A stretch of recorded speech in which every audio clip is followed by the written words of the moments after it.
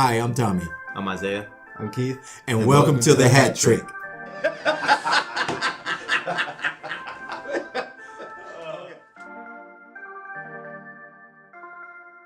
Today in history. Alright guys, August 31st, 1942, Pablo Nurmi set the world record for running 10,000 meters in 30 minutes and 6 seconds. So what is 10,000 meters?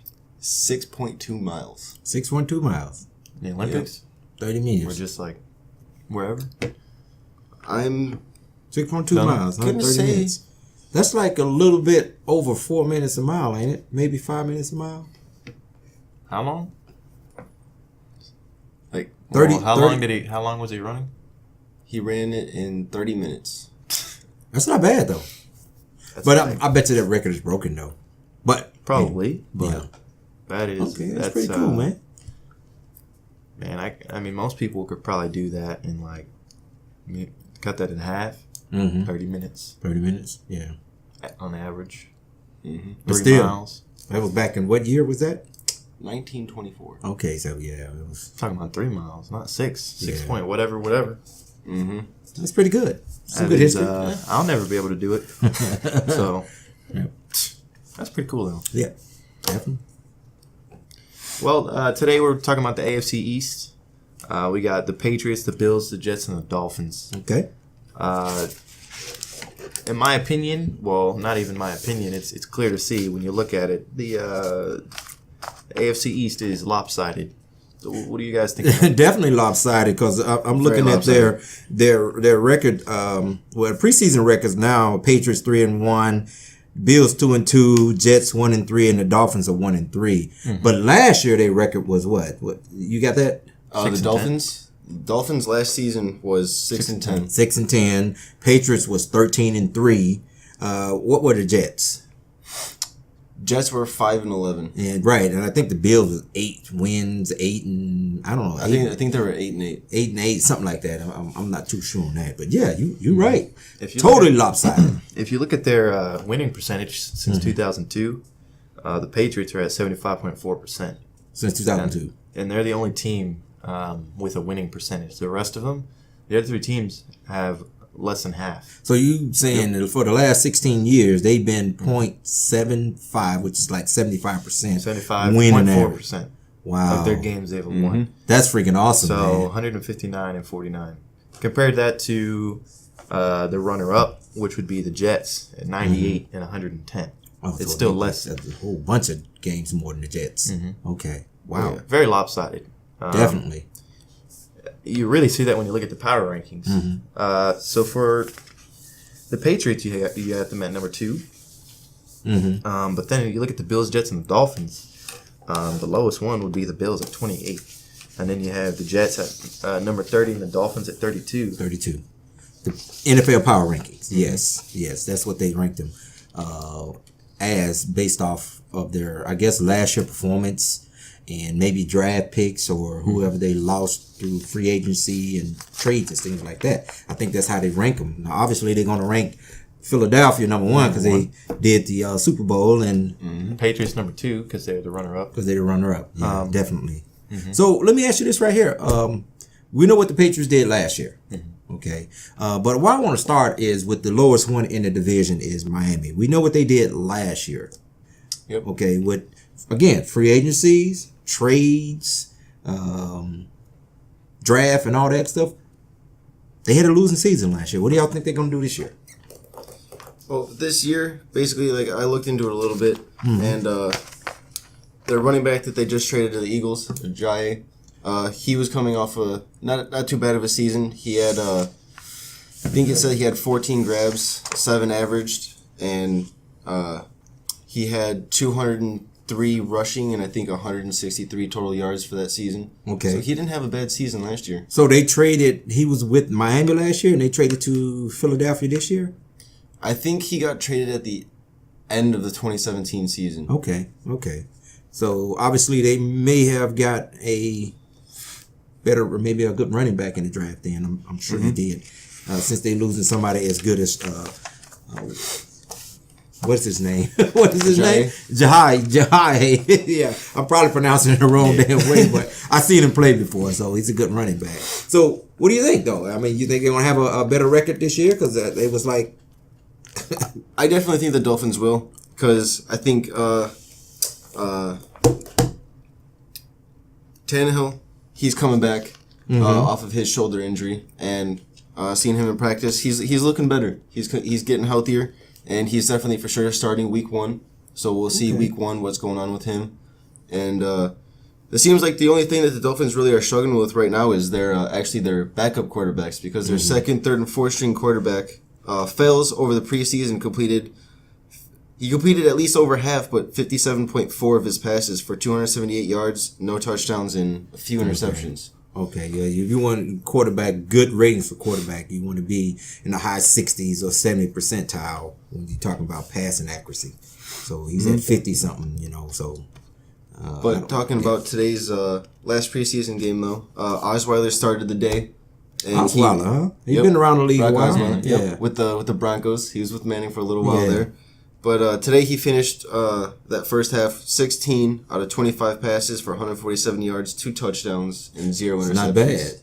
Not bad. And They needed that. Yeah, they definitely needed that. And Fales came in and tried to pick up where Osweiler left off, but he went 13 for 20 for 94 yards and 1 pick. No touchdowns. Okay. And they won today.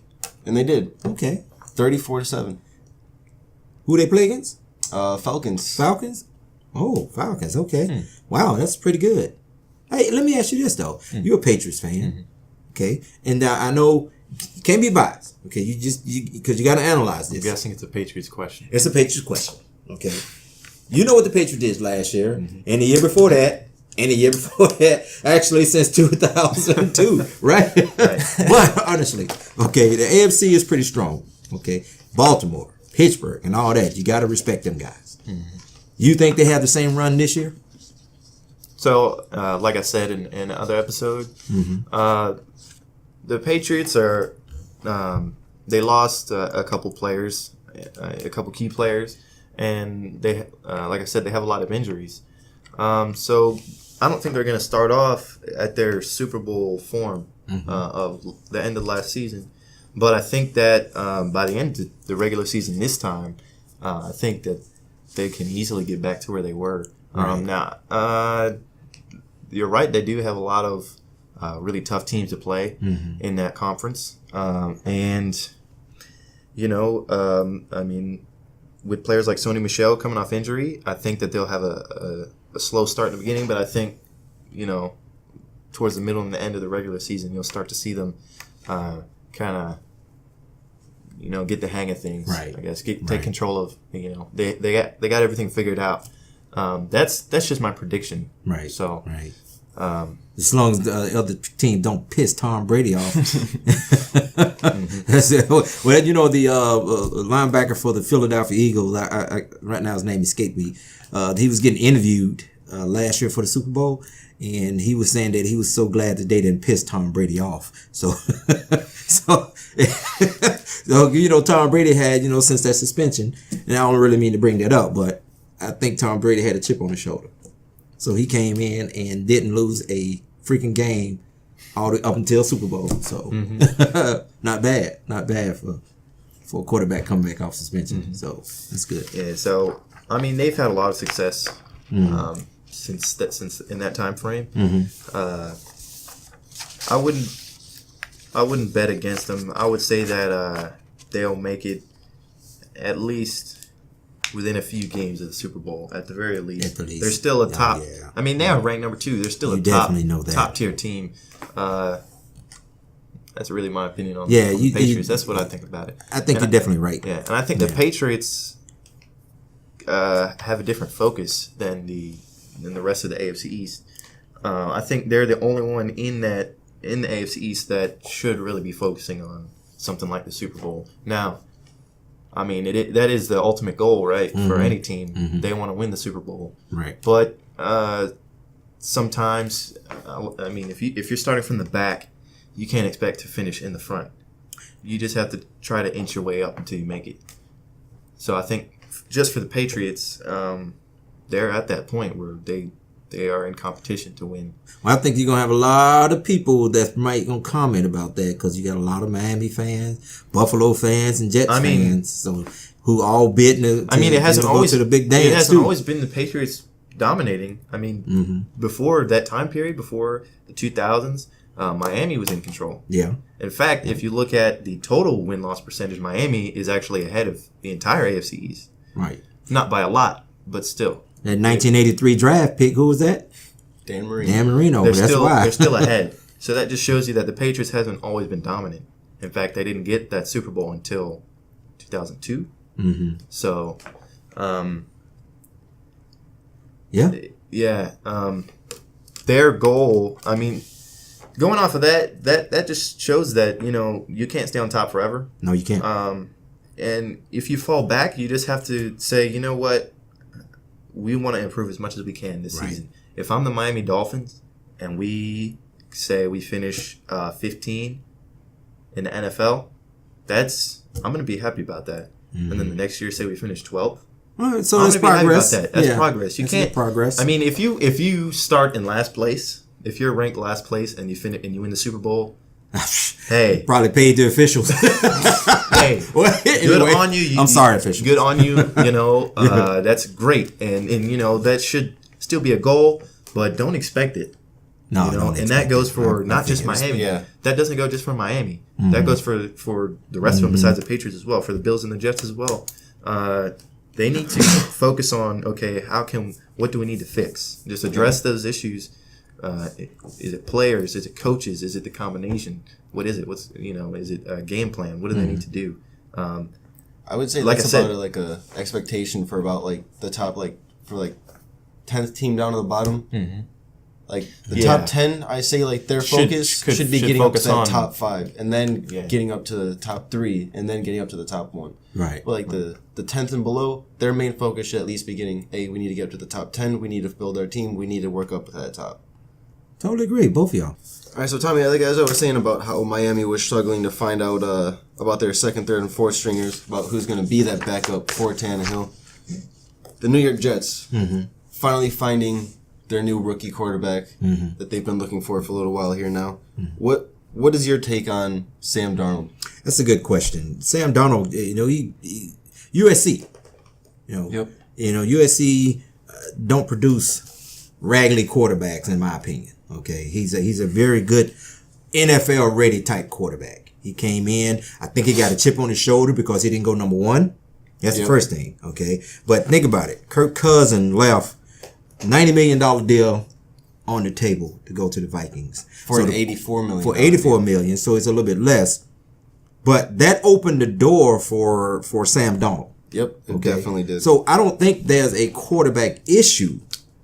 No, I think they finally found it, and then the only competition, in my opinion, that he had was Teddy Bridgewater, and they just traded him. And that's also what I was going to ask you too. How do you feel about them getting rid of Teddy Bridgewater? I mean, he's a franchise quarterback.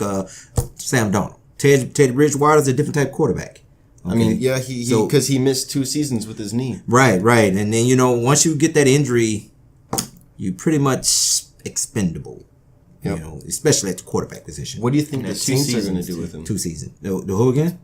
With the Saints. Oh, the Saints. Well, Drew Brees is 14, 15 years in right now. Teddy Bridgewater, 3 years in? So he could be the future quarterback. I'm not sure. He'll have to get down there to see. It remains to be seen. But, the Jets was ranked, ESPN ranking number what? 30. 30. Okay, so 30. Wow. Okay, so that means they are just 2 from the bottom. They wasn't that good at all last year. So 5-11 season. I can say this right here though. You have great wide receivers on that team, and I think they got the best wide receivers in the AFC East. You got Robbie Anderson, Quincy Enunwa, Terrell Pryor. He's the hybrid wide receiver / little quarterback. Okay, I think they got the best. Okay, and these guys are gonna get a lot of doggone good time, a lot of good, receptions, a lot of yards, and all like that because of Sam Darnold. Okay, they got a top tier quarterback that can deliver the ball, that understand the game of football. Okay, so my take on the Jets, they're not going to overtake the Patriots. The only time that would ever happen is Tom Brady got to retire, and he don't look no time soon about slowing down, right? So I was saying but they can move. They'll move up a little bit, a couple notches this year. I mean, the Jets' best case scenario, they'll move up probably to number 2 in the AFC East. I don't know about a wild card this year because they got a whole new everything, right? So maybe a couple years from now, when Tom Brady finally retire, they can have hopes to make the playoffs. That the Dolphins might be able to be a good shot for that second spot too in the AFC East coming up this year. I don't know about that, but season is early, so we don't know. What would you want to say about? So what you were saying about those wide receivers and how, even though they have those receivers, they top tier. Why are they not finishing on the top? And I have a quote here. Jalen Ramsey. Danny Amendola just got a brand new contract, and he's terrible. People think he's so great. No, he's not. Tom made him look good. Yes. Tom could take me as a receiver, and I'd be a first team All-Pro. That's true. So really, it's not giving all the credit to Tom Brady, but all the success of the Patriots have included Tom Brady. And that outstanding offensive line. So, so it just shows you that a huge key factor is Tom Brady. Right. I don't like to put all of the weight of the team just on one player, but he definitely has some weight. Well, I agree with you on that, because if you take Sanchez, for instance, who used to be Jets quarterback, and you put these wide receivers in there, okay, if you don't have a quarterback that can deliver that ball to those receivers, then those receivers are going to look like they ain't doing nothing. And you're right about that. Tom Brady is great at delivering that ball when he needs to deliver it. I watched Sam Darnold when he was at USC. The guy is outstanding. Okay, so he got something to prove, because number one, he didn't go number one. But besides the draft, he didn't go number one either, right? And besides the draft, Darnold, he's just a really, really good player, and he understands the game of football. So they addressed a lot of different things in the offseason, and one thing was, the offensive line looking better and all like that.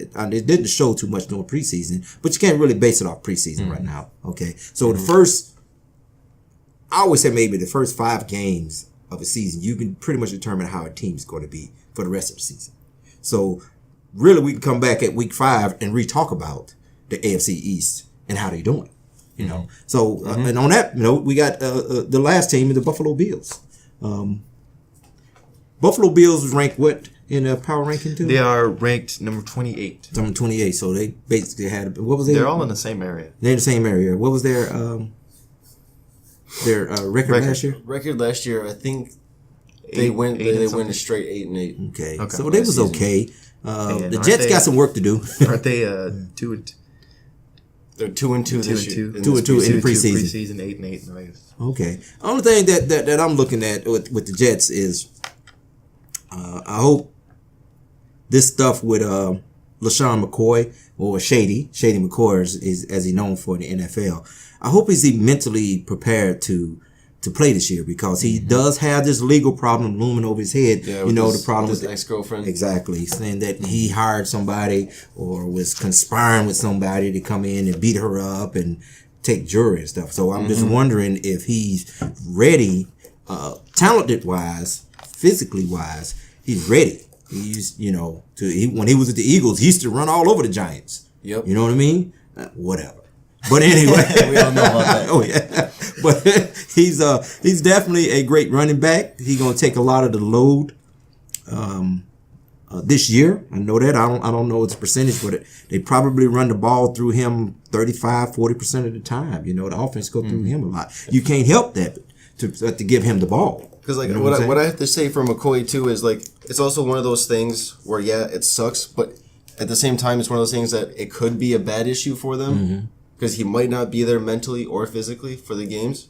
Or he can take it as a positive note on himself and turn it into something like, oh, I can't let this bother me. Right. Yeah, it's a big issue. Right. But I have more important things like this game that I got to worry about or this practice coming up. I got to be there for my team. I agree. I agree with that. And as far as quarterback is concerned, Nathan Peterman. They also have Josh Allen. And they also got A.J. McCarron. McCarron got injured, I think week 2 of the preseason, shoulder injury. So I think that moved his stock down.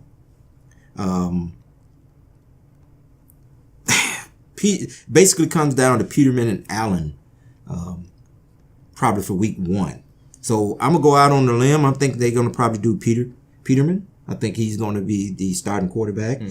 I looked at him a couple times. You know, I don't have too much information on him at this point, but he is a good quarterback. I think he fit the system a little bit better than Josh Allen.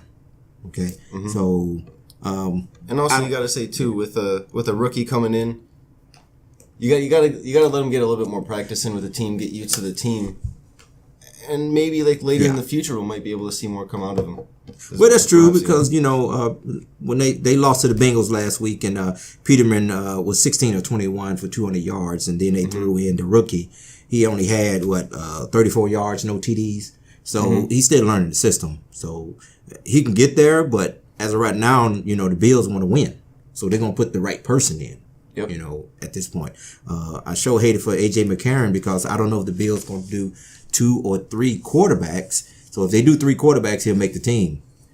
Yep. If they don't, he'll probably end up getting cut. So my question is, right now, you pretty much have the Patriots sitting at the top of the AFC East, sitting on their throne, and you have the rest of them underneath the entire NFL.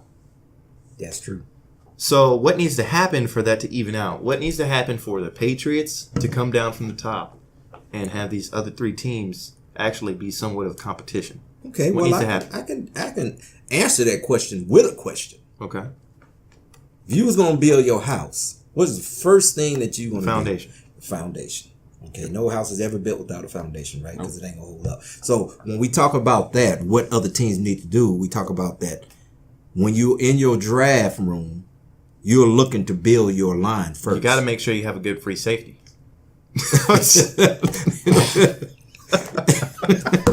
Do a curveball at you on that one. Yes, you have, but we don't have no more Ed Reeds out there. Okay, I'm just messing with you. I already know. You got to have a good line. A good offensive line to you got to, like for Jets. Let's say the Jets, for instance. Okay, you got your future quarterback. Yep.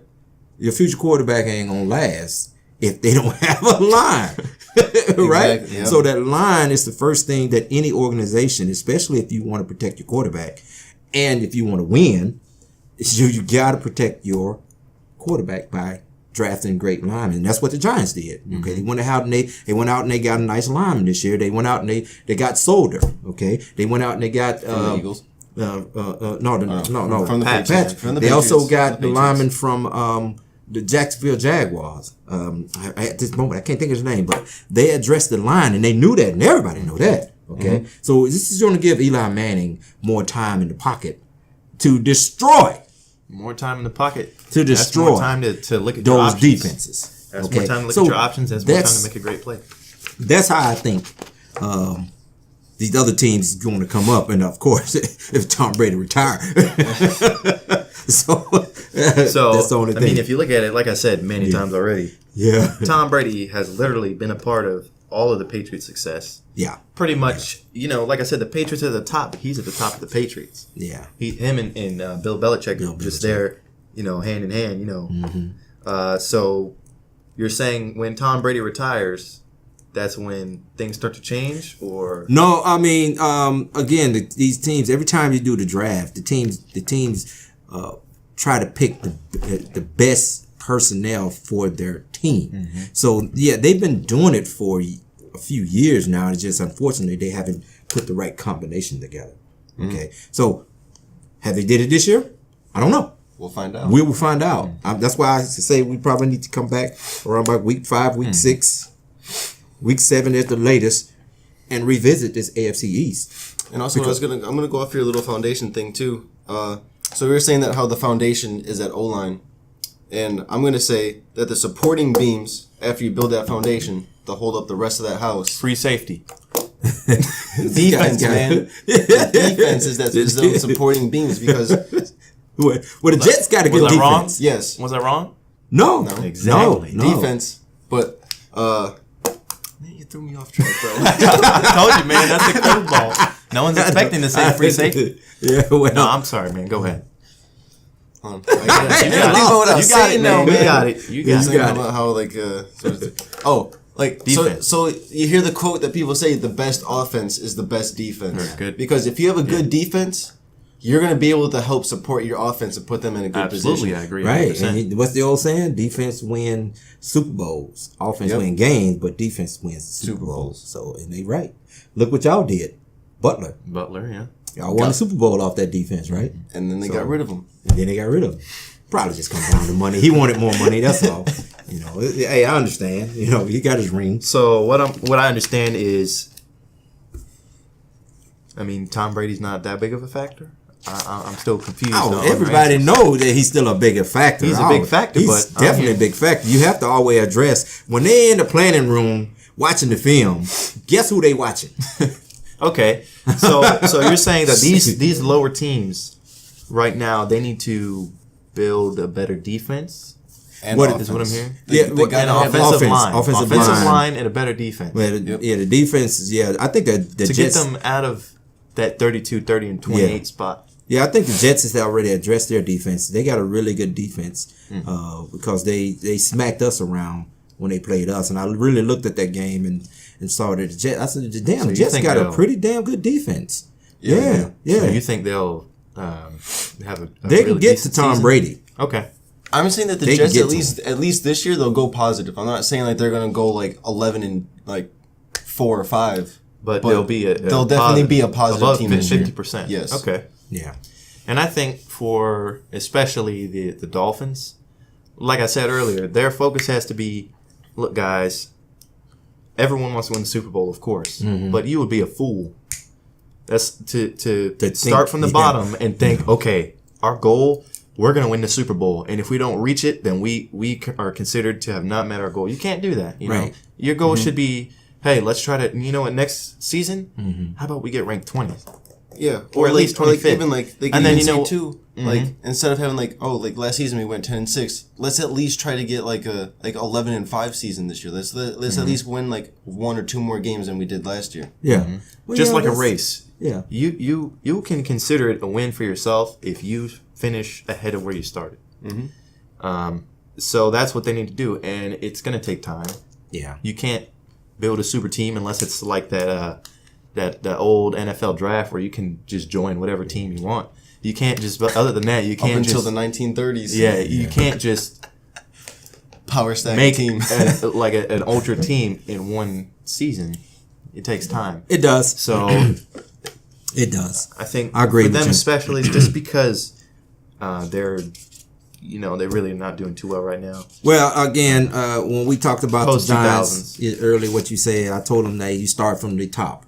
Okay, so whenever teams have bad organization, bad records, bad all this, bad, you have to start from the top. You have to address the general manager, the coaching staff, and all like that. Okay, you get rid of you weed out that, put in people with better ideals, more motivated, that care about the organization, the city, the fans, and all like that.